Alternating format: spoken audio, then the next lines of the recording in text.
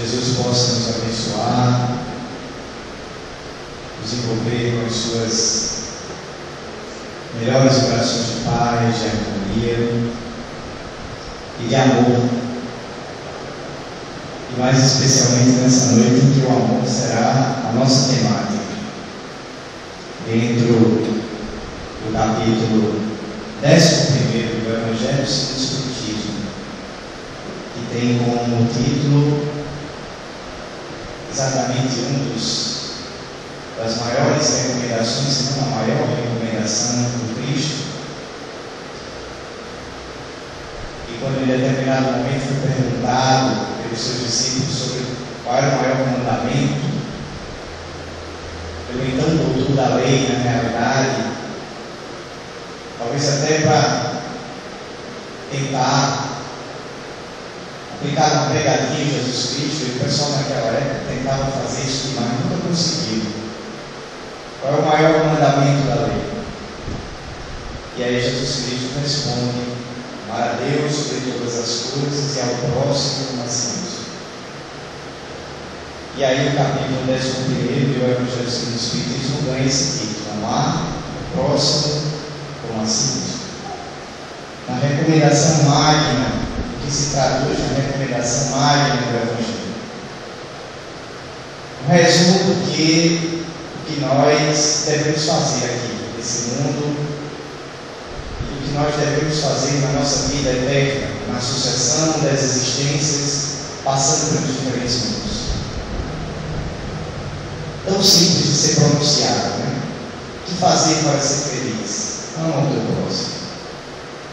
E nós sabemos tão desafiadora que coloca em prática no dia a dia.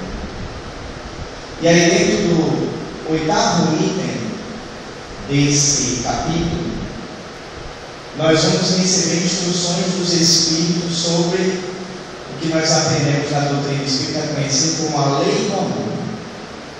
São 3 mensagens, a do item 8º, que é a que nós vamos nos deter nessa noite, do Espírito Lázaro.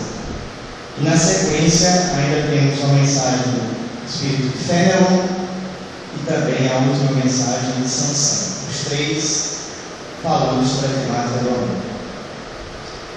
Lázaro vem dizer no Evangelho que o amor resume inteiramente a doutrina de Jesus. É verdade. Se nós pudéssemos resumir todo o ensinamento do Cristo em poucas palavras, nós diríamos que o Cristo veio à Terra para nos ensinar sobre o amor. E ensinar com a força da pedagogia do Cristo, que é a pedagogia do exemplo. Ele não apenas teorizou sobre o amor, ele demonstrou o que é esse sentimento na prática. E Lázaro vem então nos fazer compreender isso, que esse sentimento resume o ensinamento de Jesus.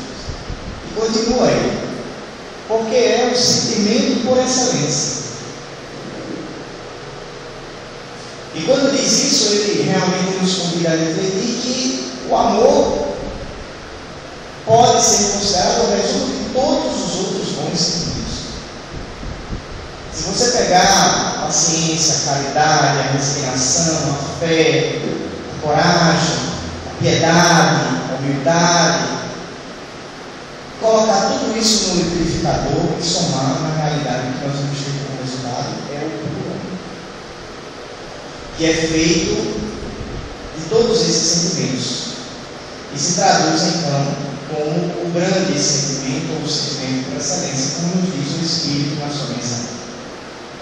E os sentimentos, diz ele, são os instintos elevados ao todo progresso realizado. No seu início, continuou o Espírito de Lázaro, o homem não tem senão instintos. Mais avançado e corrompido só tem sensações. Mais instruído e purificado tem sentimentos. E o ponto delicado do sentimento é o amor.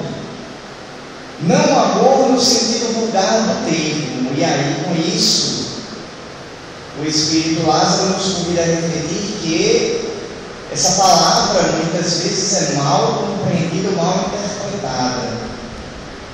O confundida com outros sentimentos, muitas vezes inferiores, como, por exemplo, as paixões, que muitas vezes nada tem a ver com o nobre, verdadeiro e puro sentimento do amor. Na maioria das vezes possessivas, limitadas, condicionais, dependentes de retribuição. Quando o verdadeiro sentimento do amor, nada disso espera, muito pelo contrário. Há quem teorize por aí que seria necessário fazer uma reformulação gramatical para considerar o amor como sendo um verbo intransitivo. E é verdade, faz todo sentido. Porque nós somos acostumados a precisar. Quem é que aqui gostava de português quando estudava na escola? Então, bons alunos tiraram boas notas em português. Eu, particularmente, sempre preferia matemática. Me colocasse 300 contas para fazer do que um texto para ler, para interpretar, né? Naturalmente, por isso a gente foi caminhando pelo lado das ciências exatas. Mas eu me lembro lá, e aí quem gosta de português depois me corrige se eu estiver errado. E quando você pensa no amor, naturalmente você espera como um verbo transitivo, um objeto que o complemente. Você ama a quem? Ou você ama a quem? O que você ama ou quem você ama, naturalmente seriam complementos. Objetos que precisariam então complementar o sentido do verbo. Essa é a característica do verbo transitivo. Você poderia também pensar, você ama por quê? Para quê? Enfim. Mas o amor, ele não deveria precisar desses complementos, pelo menos o verdadeiro sentimento. Quem ama, ama, independentemente de qualquer circunstância, independentemente do retorno, independentemente de qualquer condição. Esse foi o modelo do sentimento que Jesus nos apresentou, amando-nos enquanto humanidade, mesmo quando nós ainda não estávamos preparados o suficiente, pelo menos não enquanto humanidade, para amá-lo de retorno. E 2000 anos se passaram para que a gente agora esteja começando a decidir nos encontros que temos no Núcleo Espírita ao nosso lar, nas demais agremiações espiritistas espalhadas pela nossa cidade, pelo nosso estado, ou nas diversas agremiações religiosas, nas denominações cristãs das mais variadas espécies. Agora, depois de longos séculos mergulhados nas trevas, nós estamos tentando reconhecer e buscar a luz do Cristo para as nossas vidas e amá-lo, demonstrando esse sentimento do amor a partir do instante que a gente ama o nosso próximo, conforme a orientação do Cristo. Amar a Deus sobre todas as coisas e ao próximo como a si mesmo. Então o amor deveria se bastar por si só, e essa é a nossa busca, o nosso grande objetivo. Porque a gente ainda está acostumado a esperar a recompensa. Eu amo, sei a pessoa me amar de volta. Eu amo, sei eu receber alguma coisa em troca que justifique esse amor. E na realidade, quando nós pensamos dessa forma, nós estamos começando a nos distanciar do verdadeiro significado e da origem desse sentimento. A lei do amor, diz Lázaro, substitui a personalidade pela fusão dos seres e aniquila as misérias sociais. Ele vem com isso dizer que na hora em que o amor for a grande lei que sustente a nossa vida, as misérias, as desigualdades e todas as dificuldades vão deixar de existir, porque o mais forte, por amor aos seus semelhantes, amparará aquele mais fraco. O mais fraco aceitará voluntariamente, com felicidade, a ajuda que tem o mais forte. E ninguém, isso é o que se coloca aí no Evangelho em uma outra determinada passagem, a ninguém faltará e é importante a gente falar no futuro com muita certeza, a ninguém faltará o necessário para viver. E por que nós dizemos isso? Por que nós podemos falar do que ainda para a gente parece ser um ideal, não?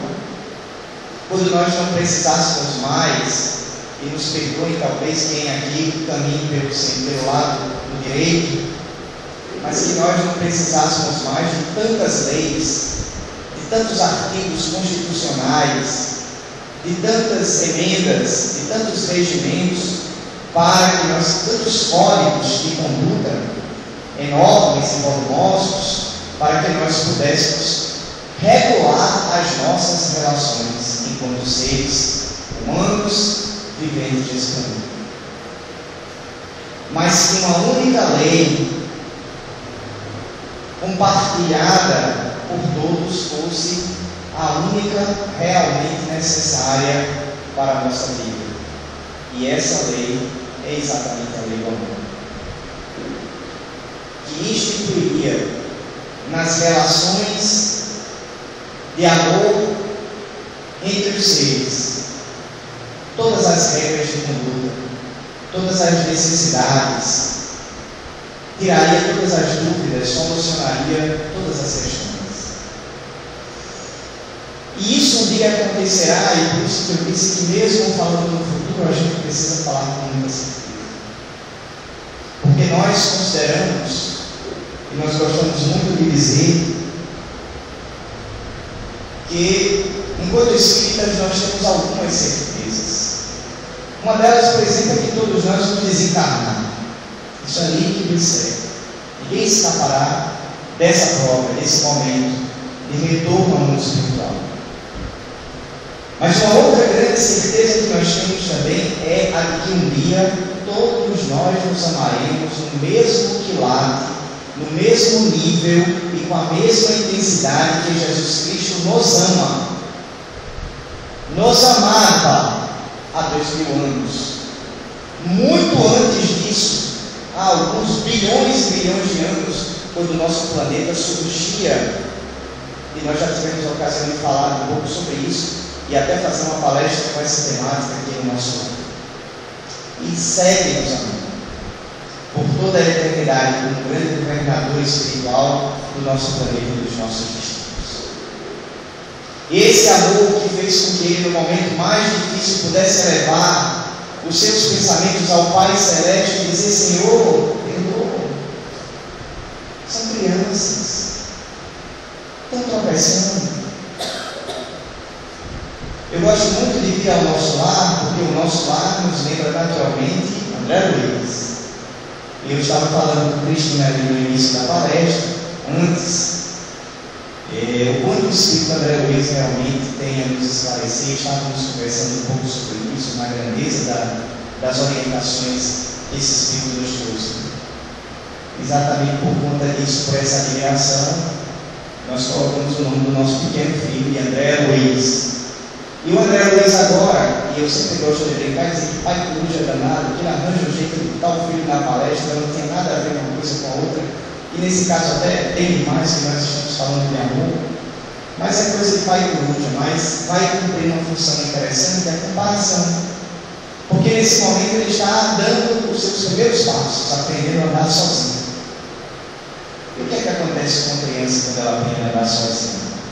Naturalmente, em algum momento ou outro, ela vai tropeçar e cair.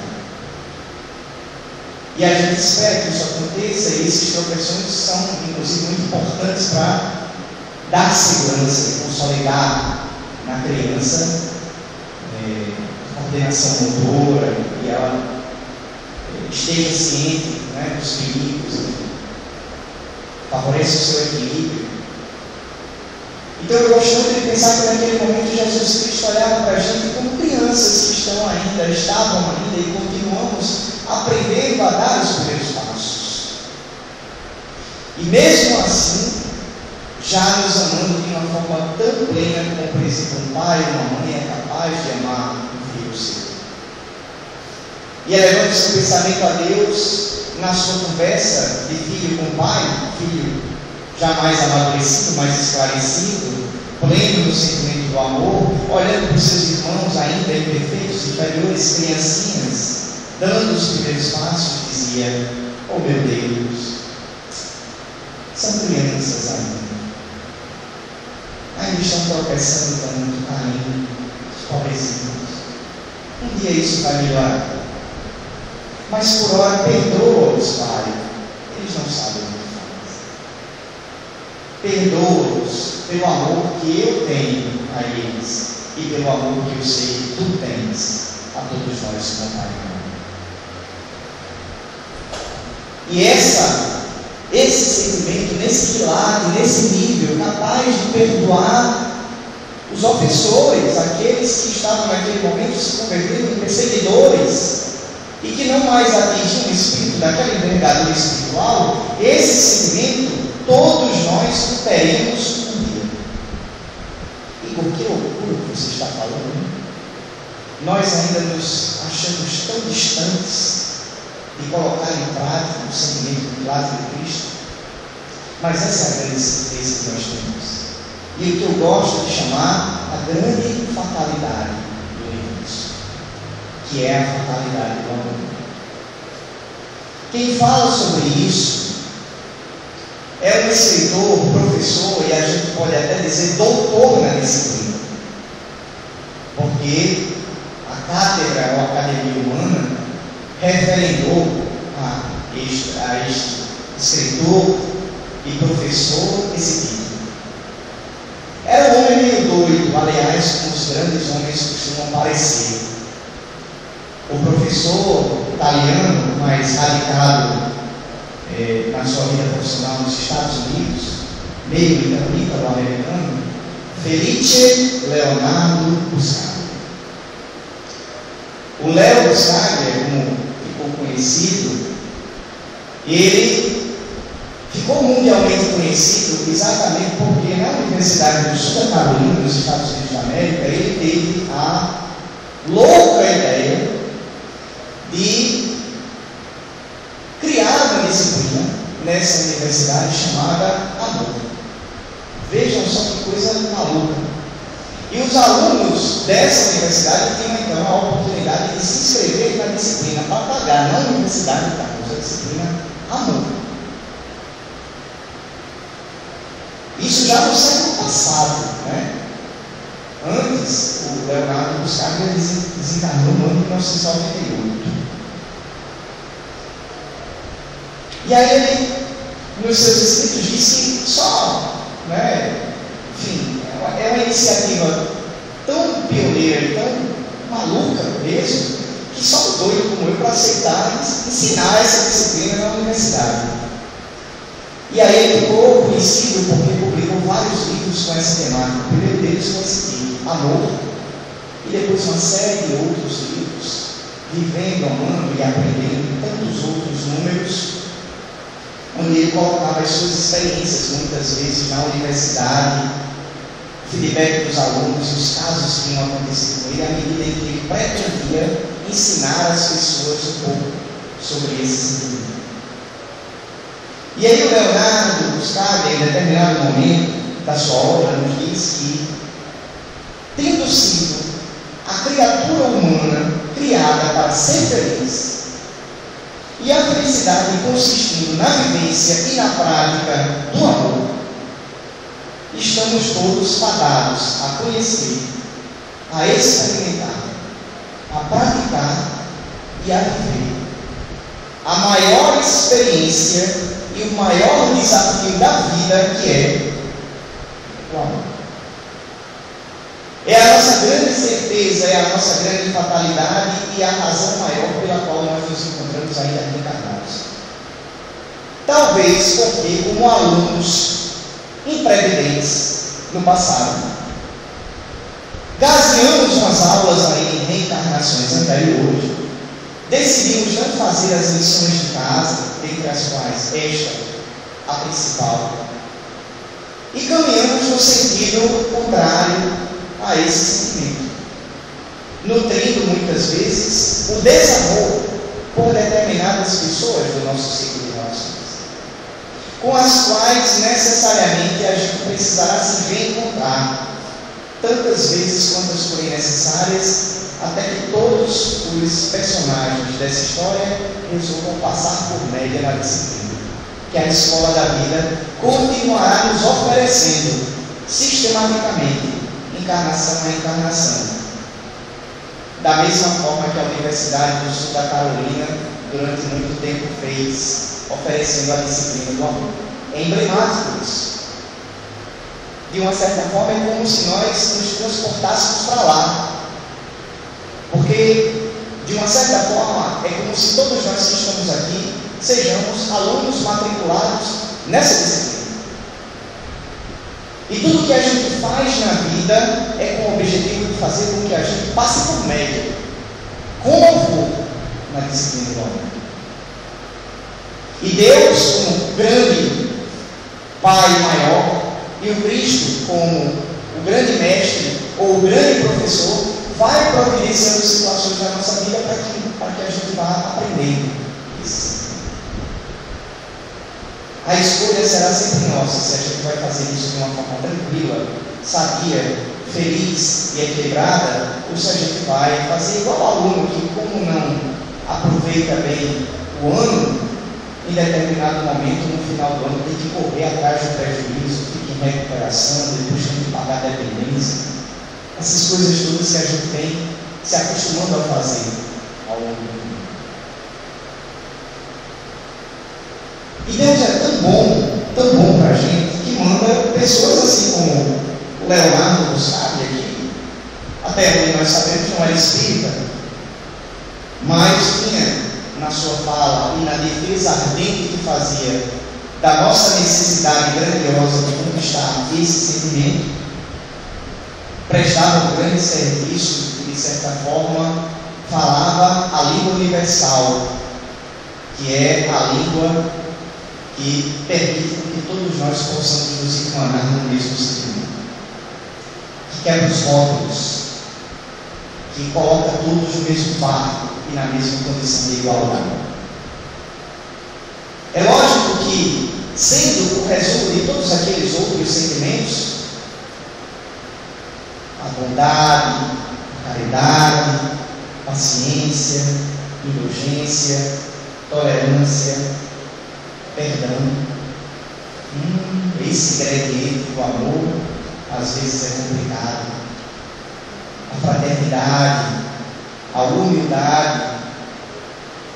É lógico que é uma disciplina extremamente desafiadora. E por isso o grande mestre, ao longo do tempo, vai enviando professores de reforço. O grande diretor do universo, o nosso Pai maior, providencia, juntamente ao Cristo, nosso grande intercessor, que enviados seus possam ir reencarnando ao longo do tempo para ensinar a gente aquilo que às vezes a gente insiste em não aprender. E aí reencarnam no planeta espíritos do Quilate, por exemplo, de Francisco Cândido Xavier, de uma Madre Teresa de Calcutá, de uma irmã Luz, e tantos outros espíritos, uma Mahatma Gandhi. Se a gente começasse aqui a citar, terminaria os 5 minutos que nós ainda temos de palestra, e nós ainda continuaríamos elencando vários exemplos de espíritos missionários. São os nossos professores de reforço, que quando a gente está assim querendo cair, querendo ficar à margem desse sentimento, oferecem o seu exemplo para que a gente possa se fortificar no caminho, entrar no caminho. E além de tudo isso, a misericórdia divina ainda vai permitindo que a gente passe por diversas séries e por diversas etapas de aprendizado. Na singeleza da disciplina universitária, quantas cadeiras de amor seriam necessárias? Sei lá. E a exemplo, eu que falei que gostava de cálculo, quando eu entrei na universidade, a gente pagava cálculo 1, cálculo 2, cálculo 3, cálculo 4. No final, a gente estava quase no limite da loucura e seguia adiante. Então, talvez a gente precisasse fazer isso emblematicamente. Amor 1, amor 2, amor 3, amor 4, amor ao infinito.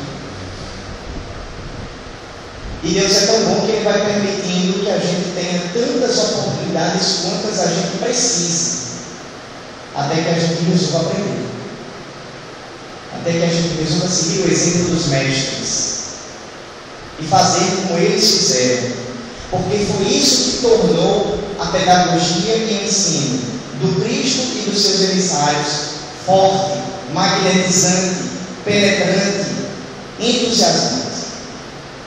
Foram pessoas que exemplificaram e demonstraram para nós, meus caros amigos, que nós não estamos falando de uma abstração. Não estamos. Estamos falando de algo que é plenamente possível de acontecer. Mas que para acontecer nas nossas vidas, assim como nós fazíamos na escola, nas aulas de matemática e de português, necessita do nosso esforço de colocar esse sentimento em prática. Exercitá-lo no dia a dia. Fazer o nosso dever de casa todo dia. Dentro de casa, que é a nossa primeira escola. No trabalho, que é outro grande momento desafiador.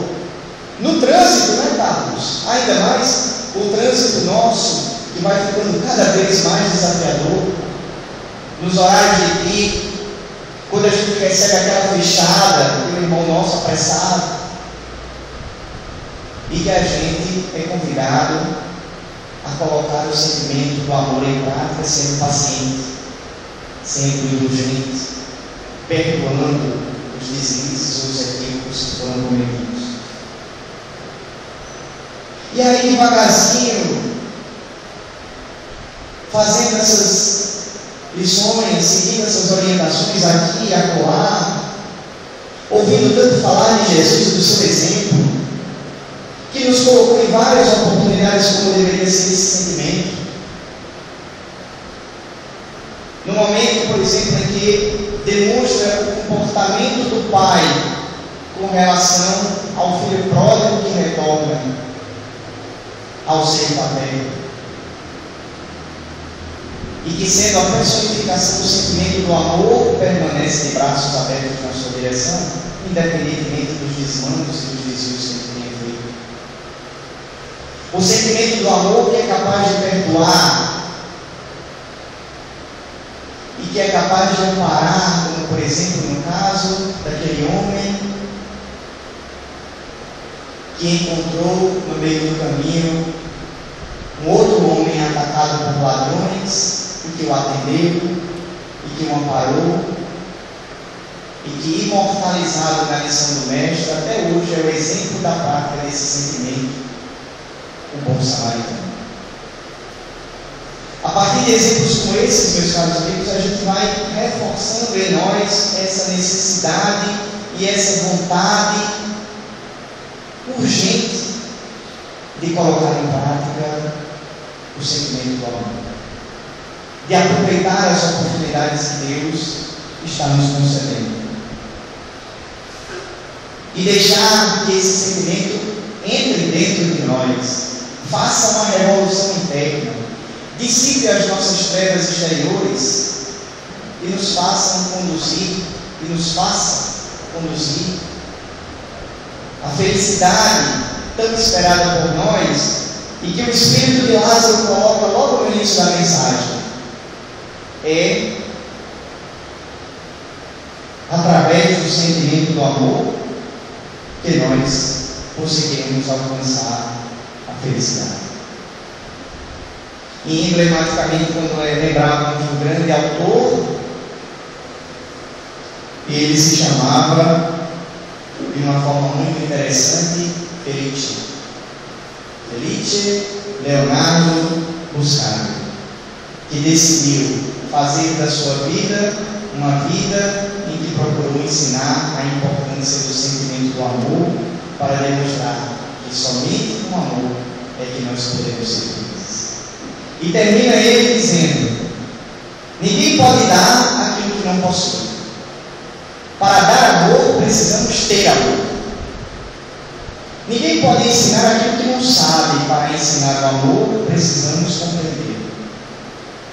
Ninguém pode conhecer aquilo que não estuda. Para estudar o amor, precisamos viver o amor. Ninguém pode admitir aquilo a que não se entrega. Para se entregar ao amor, precisamos estar vulneráveis a ele. Precisamos abrir as portas do nosso coração a esse sentimento, sem medos, sem receios, deixando mesmo que ele nos invada, como falamos, que ele nos domine e que ele nos conduza à felicidade, que é a outra grande certeza que nós temos, que acontecerá nas nossas vidas à medida que a gente colocar em prática esse sentimento. Muita paz, meus queridos. Que Jesus nos abençoe. Que Ele nos envolva com o seu infinito amor e que nós possamos absorver um pouco dele para fazer essa prosperidade nas nossas vidas a cada dia. Um grande abraço.